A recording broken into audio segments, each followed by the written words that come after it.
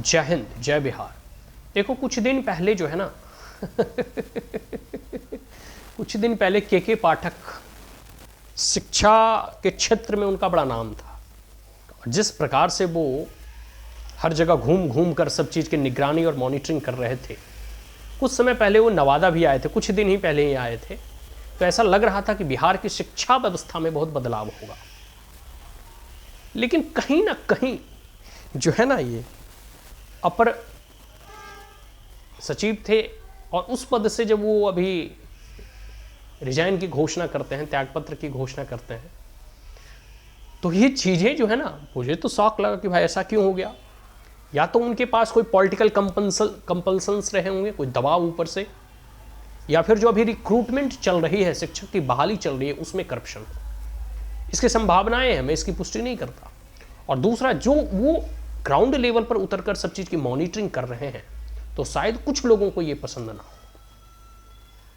ये सब सारी संभावनाएं हैं, क्योंकि कहीं ना कहीं अभी कुछ एक विवाद भी चल रहा था, कंट्रोवर्सी भी चल रहा था कुछ चीज़ों को लेकर, आपको पता ही है कि किसने से बात किए थे या जो भी सारी चीज़ें हैं उस पर हम अभी नहीं जाते। लेकिन एक बात तो तय है कि जब तक वो घूम घूम कर, जैसे रिसेंटली नवादा आए थे प्रोजेक्ट कन्या वगैरह विद्यालय में, या जहाँ जहाँ भी वो जा रहे थे, मैं पूरे बिहार की बात कर रहा हूँ, तो जब भी कोई भी एक ऐसा एडमिनिस्ट्रेटर अगर जो है कह सकते हो ना कि ज़मीनी स्तर पर उतर कर वो कार्य करता है, तो स्वाभाविक सी बात है उसका इम्पैक्ट पड़ता है। शिक्षक जो है पूरे टाइमली स्कूल आते हैं, और बिहार के स्कूल की क्या स्थिति है सब लोगों को मालूम है कि टिफ़िन के बाद पढ़ाई जो है ख़त्म हो जाता है, ठीक है, और लंच में जो है खिचड़िए खिलाया जाता है और छूछे भात, ठीक है। तो स्थिति तो डामाडोल है, एक बात तो तय है, ठीक है। कितने पढ़ाई होता है, नहीं होता है, कितने शिक्षक की उपस्थिति है, अनुपस्थिति है, ये सब सारे जो है पॉइंट ऑफ कंसर्न है।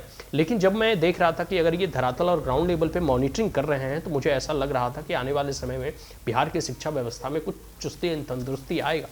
लेकिन मैंने पहले ही बताया कि या तो पॉलिटिकल कंपल्सन्स होंगे या फिर कुछ पॉलिटिकल जो लीडरशिप है उन्हें वो अच्छा नहीं लगा होगा, या इनकी भी अपनी कुछ महत्वाकांक्षाएं हो सकती है। चुनाव नज़दीक है, कुछ भी हो सकता है, ठीक है, कुछ भी संभावनाओं को नकारा नहीं जा सकता।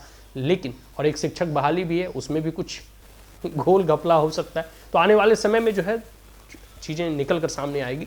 लेकिन ये एक शॉकिंग न्यूज़ था, और मैंने सोचा कि क्योंकि ये शिक्षा से जुड़े हुए थे, तो मैंने सोचा इस पर चर्चा करनी चाहिए कि आखिर उनके रेजिग्नेशंस के पीछे कारण क्या क्या हो सकते हैं, आखिर किन कारणों की वजह से जो है अब तक वो इतने पूरे एक्टिव मोड में जो है थे और मॉनिटरिंग कर रहे थे, और अचानक जो है वो कह सकते हो कि रिजाइन दे देते हैं। तो इस पर जो है बड़ा संदेह उत्पन्न होता है। तो देखिए, बिहार सरकार की जो शिक्षा व्यवस्था है वो कब सुधरेगी। खुद अभी फिलसफी कुमार जो है उप मुख्यमंत्री बन बैठे हैं, जो खुद नहीं पढ़े, वो बिहार और बिहार के युवाओं और बिहार के लोगों और भावी बिहार के विद्यार्थियों को कितना पढ़ा पाने में सक्षम होते हैं, ये आने वाला समय ही बताएगा। आज के लिए इतना ही।